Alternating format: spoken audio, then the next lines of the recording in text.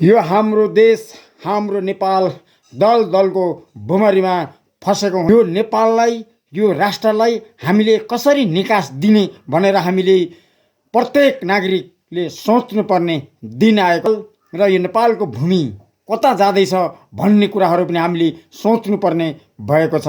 त्यसर्थ हामीले विगत लामो समयदेखि भनेका थियौँ, यो सरकारबाट, यो सरकारको आतंकवाद र यो सरकारले चलाएका कुनै व्यक्तिहरू र जुनसुकै सरकारी निकायहरूमा भ्रष्टाचार भएको छ। यहाँका सङ्घीय सरकारदेखि प्रदेश सरकारदेखि स्थानीय सरकारसम्म चाहिँ भ्रष्टाचार भएका छन् र मजदुर पछाडिका वर्गहरू चाहिँ जहिले पनि दबावमा परेका छन् भनेर हामीले विगत लामो समयदेखि यिनै आवाजहरू उठाइरहेको थियौँ। र त्यसर्थ यो आतंकवाद सरकार ढाल्नु थियो, यो ढलि नै सक्यो। तर यो संविधान, यो लोकतान्त्रिक ठिक छैन भन्ने हाम्रो सोचाइ र हाम्रो बुझाइमा गलत हुन सक्छ।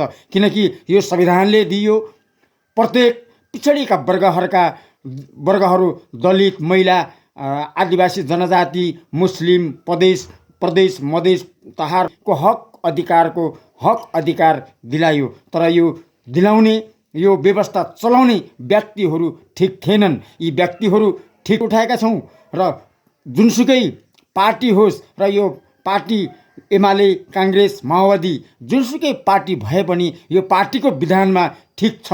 तर यो पार्टीको विधानका कार्यान्वयन यी टाउकेहरूले यी गर्न सकेनन्। त्यसर्थ हामीले विगत लामो समयदेखि भनेका छौँ र विभिन्न पार्टीहरू र नेपाल बचाउन र विभिन्न भ्रष्टाचारी, दलाल, घुसखोरी, मानव तस्कर र बलात्कारी, भ्रष्टाचारी, सुन तस्करी, यी विभिन्न र भ्रष्टाचारको विरुद्ध लडेकै युवा पुस्ताका व्यक्तित्वहरू पनि छन्। र त्यसर्थ कुनै पनि पालले, हाम्रो यहाँका पिछडिएका वर्गहरूले र विभिन्न हाम्रा नेपालका युवाहरूले सङ्घीय सरकारदेखि प्रदेश सरकारदेखि सङ्घीय स्थानीय तह सरकारसम्म कर्मचारीदेखि ल्याएर विभिन्न तत्त्वहरूका भ्रष्टाचारी छ भनेर